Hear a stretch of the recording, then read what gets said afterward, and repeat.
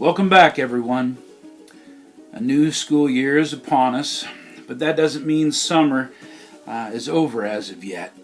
It'll be warm for a few months still, and that gets me to thinking.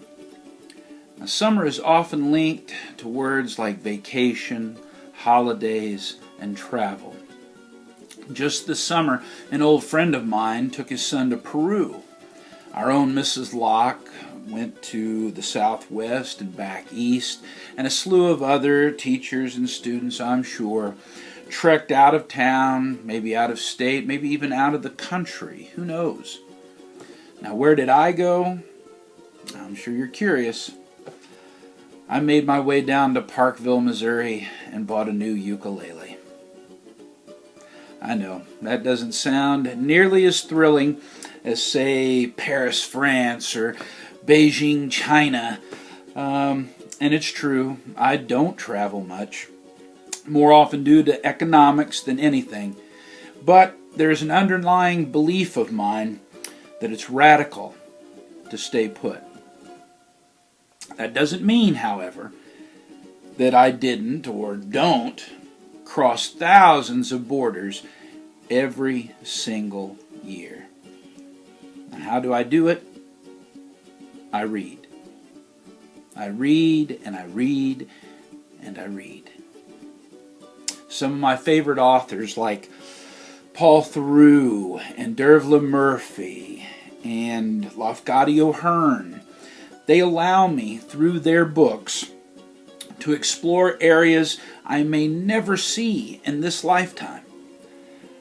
Just a few weeks ago, I had the pleasure of reading Alexandra Fuller's book, Let's Go to the Dogs Tonight. And it's about her childhood in Rhodesia, which is now called Zimbabwe. But it was about her growing up in Africa. Now, will I ever make a trip to Zimbabwe? Will you make a trip to Zimbabwe? I hope so.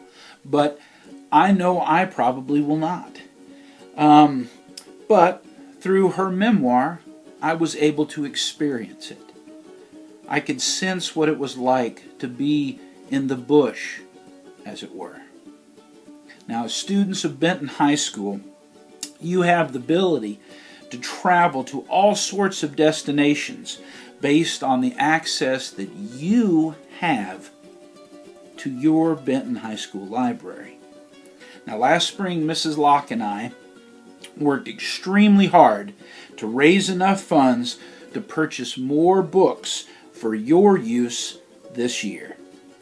Now, among the books purchased are several works of nonfiction and fiction that will allow you to travel through reading. And you should utilize it.